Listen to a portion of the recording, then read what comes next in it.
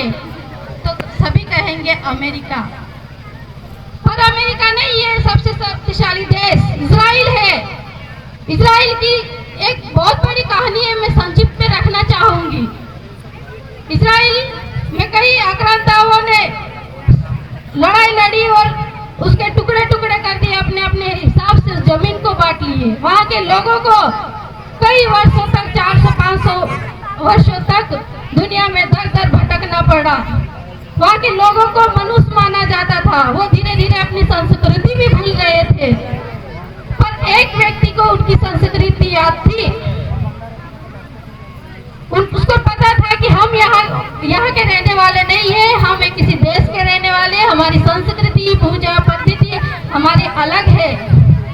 तो वो व्यक्ति जब वहाँ महामारी फैली तो उसने अपने पूजा पद्धति के अनुसार वहाँ पे पूजा करी।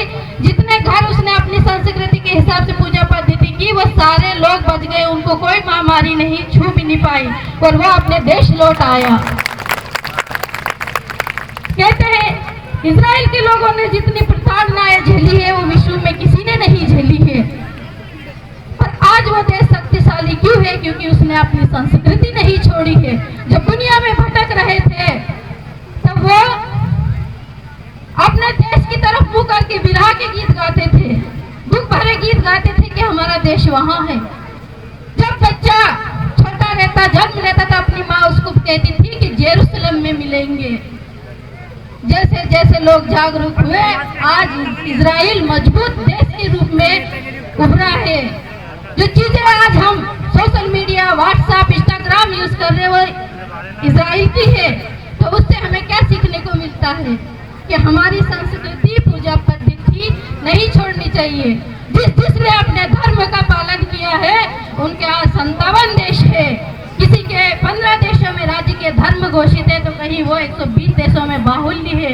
और जिन लोगों ने अपने देश में अपने धर्म के खिलाफ आवाज उठाया, अपने धर्म का अंधविश्वास कहा है, वो अपने ही देश में अपने अस्तित्व को बचाने के लिए लड़ रहे हैं। जागो जागो हिंदू, मेरा निवेदन है आपसे, सबकी पुकार है। ऐसा नहीं, हम सबको जागरूक रहना पड़ेगा।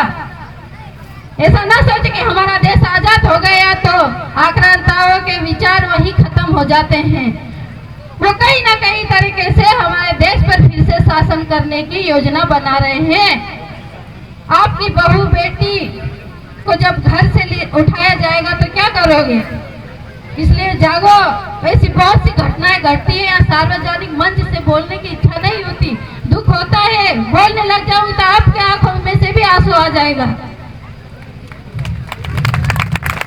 आज हमारे समाज के लोगों को कई मिशनरी आते हैं, वर्ग लाते हैं, तुम्हारा धर्म निम्न कहकर उनको धर्म परिवर्तन करवाते हैं। झूठ बोलते हैं, हम तुम्हारा धर्म नहीं मन परिवर्तन कर रहे हैं। धीरे धीरे वो अपने सभी धर्म को छोड़ देता है, कुल देवी को पूजना छोड़ देता है, पूजा पद्धति सब छोड़ देता है और उनकी बातों में आ जाते हैं। हमारे कई आदिवासी भोले भाले भाइयों को यहाँ धर्म परिवर्तन कराया जाता है। या आपको सेवा के बहाने बुलाएंगे, धीरे धीरे कब अपनों से दूर कर देंगे आपको भी पता नहीं चलेगा और कब आप उनके ही खिलाफ जहर उगलने लग जाओगे। इसलिए धर्म परिवर्तन करने कोई आता है या ऐसे लोग आते हैं तो उनको जवाब दो। हर बार समाज या कोई व्यक्ति यहाँ आके आपको नहीं बताएगा, खुद से भी तो जागो।